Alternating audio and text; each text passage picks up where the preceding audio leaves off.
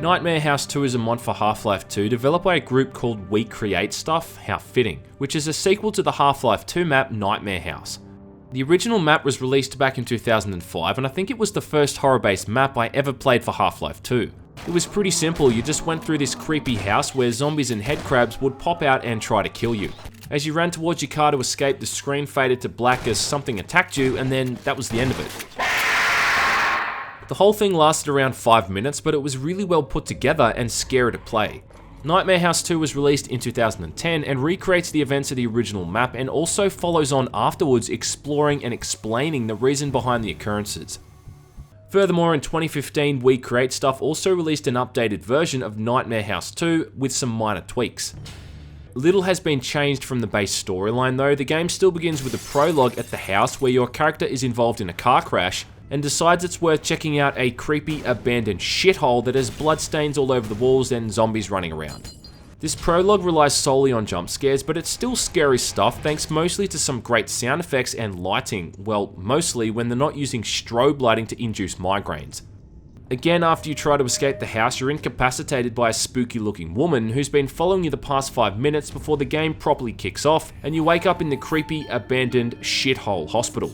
You're soon contacted by a guy named Dr. Ramiro, yes, Ramiro, and it seems this guy is keen on helping you escape, although he does little in the way of explaining what the hell is going on.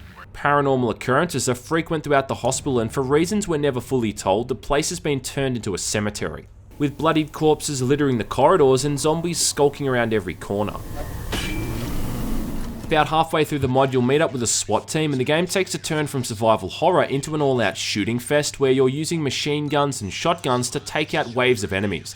When you're not taking part in these gunfights though, the game shows off a very high level of tension, fear and dread, and it really does nail its horror atmosphere almost from start to finish. It should be said that a lot, and I really mean a lot, of the scripted sequences in this game are flat out stolen from other horror games. I mean, the whole concept of this spooky looking, blood-soaked woman following you around and using all kinds of poltergeist powers is very reminiscent of Alma from the Fear series, and one moment in the mod is directly taken from the first game where you've activated an elevator and she appears in front of you at a viewing window. In fact, most of the game borrows heavily from themes and plot elements in the Fear games right through to the main antagonist and both endings. And another segment towards the end of the mod has you being followed by mannequins that only move when your back is turned to them, something that was also done in the first Condemned game. I could go on and on about these little moments. In fact, I wrote a whole list of all the times this happened, though I should also say I don't consider it a bad thing, not in the slightest. In fact, I look at it like a memento in a way. In a sense, the developers are kind of citing their influences. There's also plenty of original scripted sequences. You see, Nightmare House 2 really does deliver the goods, and it's definitely a scary mod. I'd even say the moments when you're not fighting enemies or monsters are some of the better sections of the entire campaign. Being a Half-Life 2 mod, the game runs on the Source engine, and yeah, truth be told, it does show its age somewhat. The areas that still hold up are the texture work and the lighting, most of which is of a really high standard, aside from those aforementioned areas where they've included strobe lighting. I'm not sure why developers think strobe lighting is scary. It's epilepsy shaming is what it is. Yeah, epilepsy shaming. Tumblr, add that one to the list. The weapon models look decent, but the character models are a bit low poly, and you can see too that they've mostly just reskinned models from Half-Life 2. And if you're anyway familiar with that game, you'll see it in the way certain enemies are animated.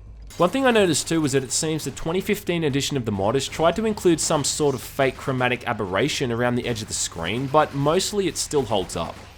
Shooting is what you'd expect from a Source engine game. It's decent enough at what it does without being amazing. The mod initially has a sort of survival horror feel. You're not given that many items or weapons, and most of them are slow firing and not very effective unless you're going for headshots. The machine gun feels really underpowered, and the pistol and revolver more so. The difficulty modes seem to affect the amount of health enemies have and also how much damage your weapons do. And I found that the normal difficulty is a good balance of the two. On hard mode it just feels artificially difficult. The 2015 edition of the mod requires you to hold down the right mouse button to bring up the crosshair for some reason. I'm not sure why they've included it, maybe it was just a way of keeping the heads up display from being too clunky. But it does remove the option of an alternate fire mode for certain weapons.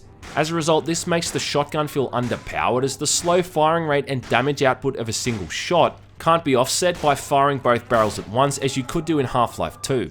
The axe is probably the most damaging weapon in the game and also the most useful considering it doesn't need ammo, but I found the hit detection to be all over the place. Sometimes you'll get 3 or 4 perfect headshots with it, and other times it feels like the damn thing is going straight through enemies entirely.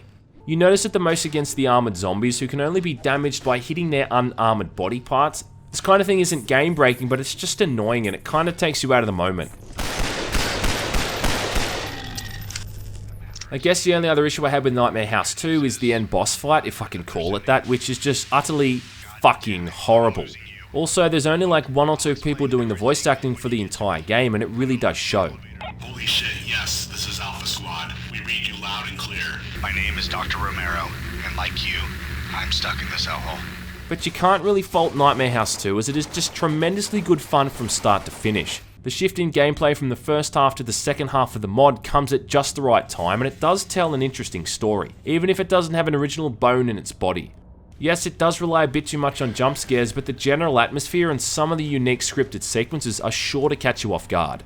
All up, it'll probably take you the better part of 2 hours to get through, but those are going to be 2 very enjoyable hours. And unless you've had the whole thing ruined by clickbait YouTubers, it's a mod that every horror and shooting fan should definitely check out.